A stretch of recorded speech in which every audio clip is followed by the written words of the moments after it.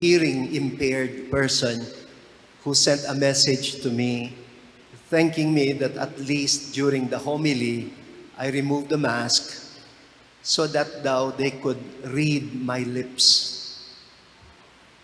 I did not realize how difficult it really is for the deaf mutes or the hearing impaired to be able to follow the Mass if they cannot understand anything.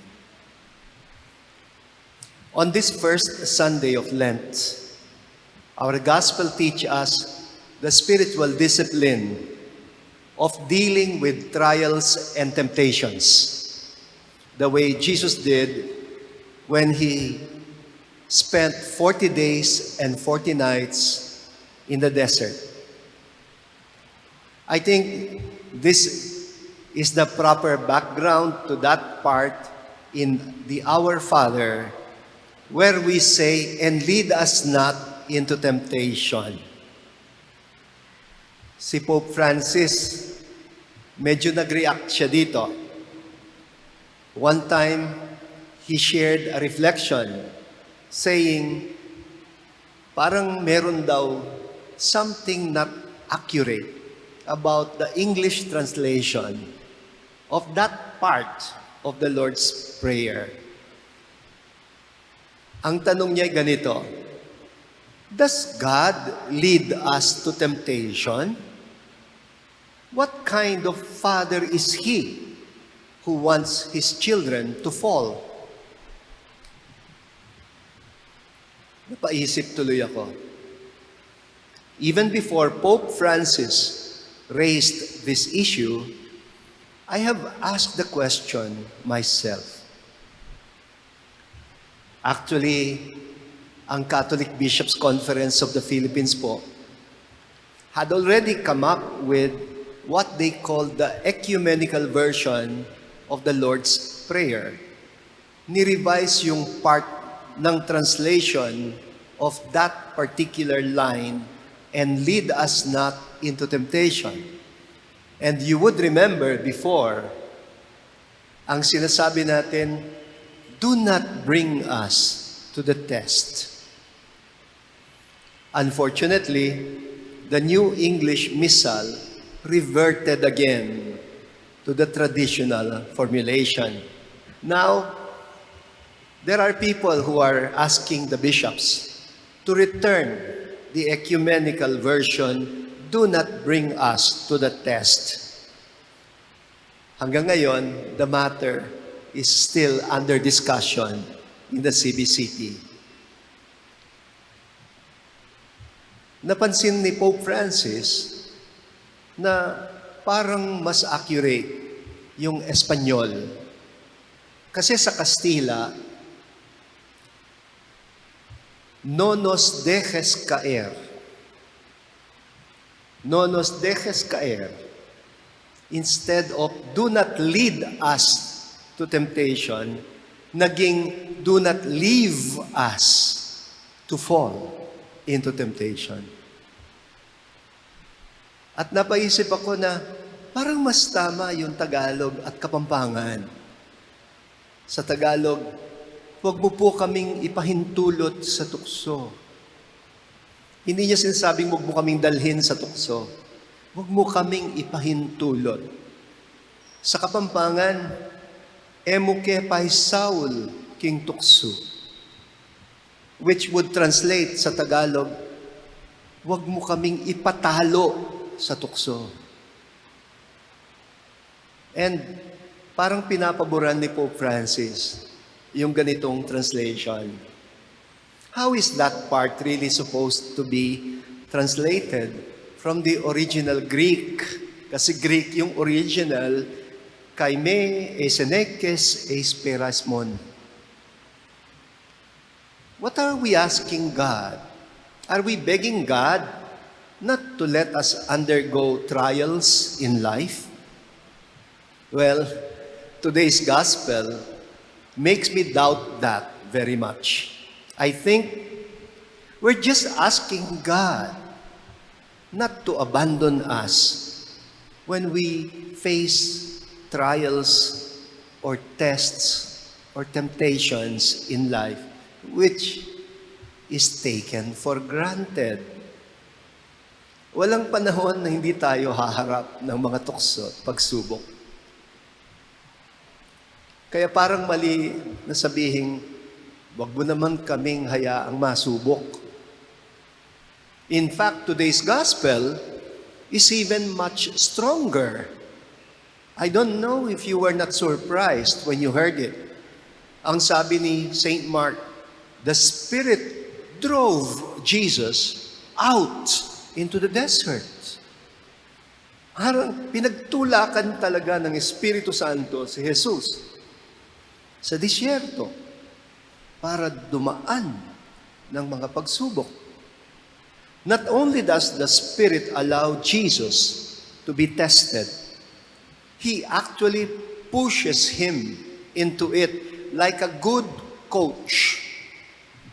Sa mga athletic competition, hindi ba ganyan ang papel ng coach?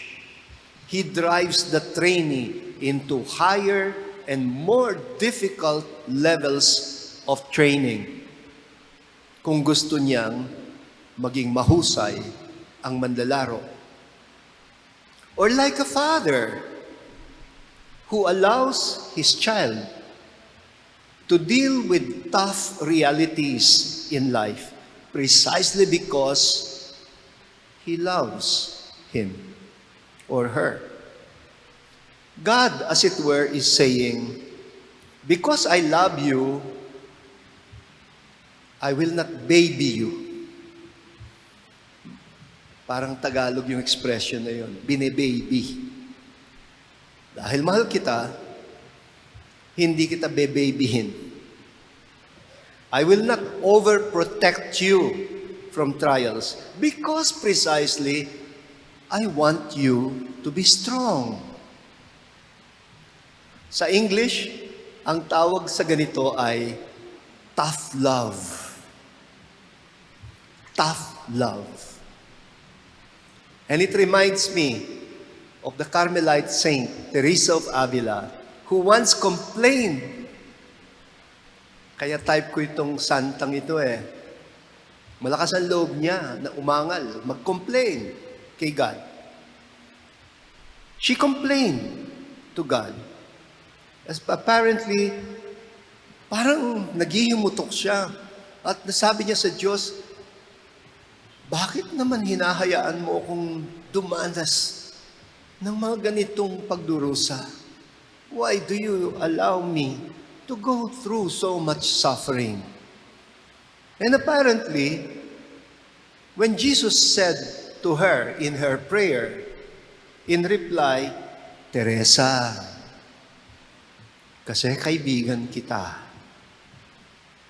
That is how I treat my friends. Ang bilis sumagot ni Teresa, ang sabi niya, kaya naman pala kakaunti lang kaibigan mo. Kaya pa niyang sumbatan si God. No wonder you have so few friends. Well, Jesus' desert experience is an illustration of what I call tough love. He is made to go through discipline in his training because he has to fight the evil one in the flesh, meaning in his humanity, meaning not relying on divine powers. The devil is tempting Jesus precisely to use divine prerogative. But the Spirit wants him to learn to deal with it as an ordinary human being would. Kasi, kung manalo si Jesus, baka sabihin ninyong, God ka naman eh. Natural, kaya mo, God ka naman eh. And we're forgetting that Jesus opted to take flesh, to become human, like us in all things except sin. The gospel also says Jesus was with the wild beasts and the angels ministered to him. Do not parents teach their kids to be cautious in dealing with strangers? No doubt, there are many friendly and well-meaning strangers, but some of them can also be dangerous. Some of them can also be mean. Some of them are out to swindle you or to fool you or to get you into trouble. Kung tatanga-tanga ka. Kaya tinuturuan din tayo maging discerning, matalino, to be able to say to a swindler, I wasn't born yesterday. Bulok na ang style na yan. That means, nasubok ka na. You are able to discern. Because some people are like gentle doves. Others are like poisonous snakes. I imagine God as a father who tells his child, you just have to learn to deal with different types of people. You don't love your kids. Kung ang gusto mong ma-expose lang siya sa mga mababait lang. If you really love your children, you better get them exposed to different kinds of people and learn how to deal with them prudently. Well, I imagine God as a father na parang sinasabi niya sa anak niya, you just have to learn to deal with all kinds of people. Because I will not always be there to protect you. Di ba ganyan ang parents? Hindi mo naman binabantayan ng anak mo all the time. Kaya gusto mong matuto siya, maging marunong, to learn how to deal with different types of people. Haven't we all had to deal with people who are mean? Sometimes your children will deal with bullies. May mga parents nga, hindi nila alam. Binubuli na pala yung anak nila. At may mga parents naman na mali ang turo sa anak. Tinuturo ang makipagsuntukan yung anak para hindi siya ibuli. Before you know it, bully na rin ang anak niya. So, we have to deal with people who are mean also. People who behave like wolves in sheep's clothing. Sometimes even parents have to prepare their kids to deal with such situations by themselves, using their own judgment and prudence. Tough love also involves a lot of mentoring. Mentoring in the determination to continue pursuing your goals in life, even in the midst of adversities. Kasi kung minsan, dumanas lang ng konting pagsubok, parang sumusuko na yung iba. Mark tells us, the arrest of John the Baptist did not prevent Jesus from carrying on with his mission. The Spirit makes sure that as part of our spiritual training, our spiritual discipline, we don't get bogged down by tough times, katulad ng pandemyang ito. Matindi itong hinaharap natin. Pero palagay niyo ba, mas matindi ito kaysa sa Second World War?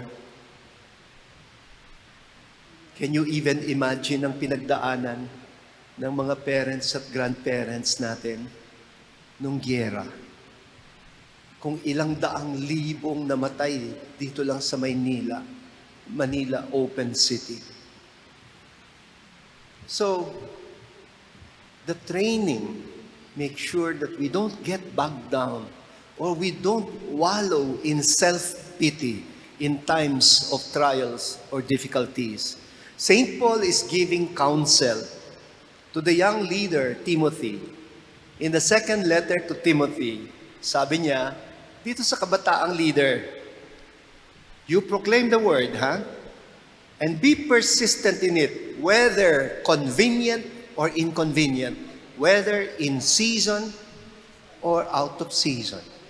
Parang yung sinasabi ng magsing-irog pag kinakasal.